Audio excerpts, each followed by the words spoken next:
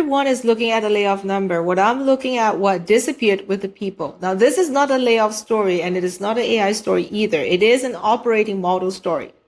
So your GTM strategy may already depend on the people that your company removed, reassigned, or replaced. And that is where the problem starts. Now, because when the company, they cut the headcounts, they flatten the teams, they freeze the roles, or move more work into automation, they're not only removing the cost. Now look, some of the removal may be necessary. Now some roles are redundant, some work should be automated, and some layers probably do need to go, but fine. But here's the part that leaders miss. Now, redundancy on paper does not always mean redundancy in reality, because sometimes the role is redundant, but the judgment that's sitting inside the role is not. And when that judgment disappears, the GTM model does not always know what it lost. It may have lost the person who knew why the account always stalled, the manager who could smell a politically dead deal before forecast caught up, the rep who carried 3 years of account history that never made it into CRM, the person who knew which handoff was going to break before everyone else pretended to be shocked, or the internal player who knew where the permission actually lived. Now, none of that cleanly shows up on the dashboard, and it absolutely shapes revenue, and that is the danger. Because when the leadership remove people but keep the same GTM model, the strategy does not automatically becomes more efficient. Sometimes it becomes more blind. So the company keeps running the same forecast, the same pipeline review, the same territory plan, the same dashboard, and the same alignment meeting.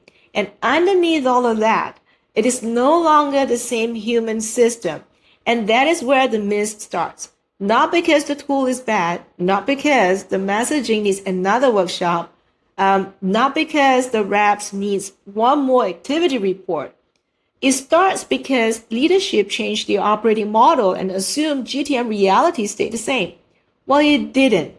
Now, AI can reduce tasks, it can speed up the work, it can compress the execution, that's fine.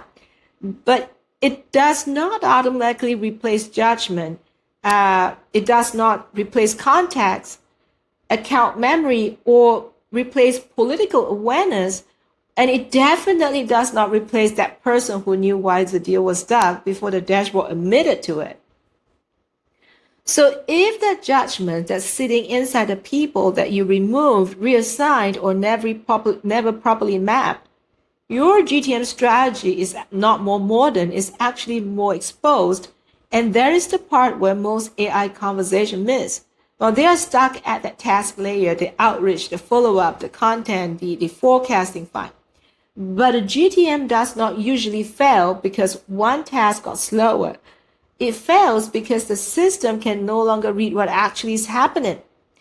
So that is the real risk. And not fewer people by itself, not more automation by itself. The real risk is removing the invisible human load and pretending the revenue system still works the same. Well, it didn't.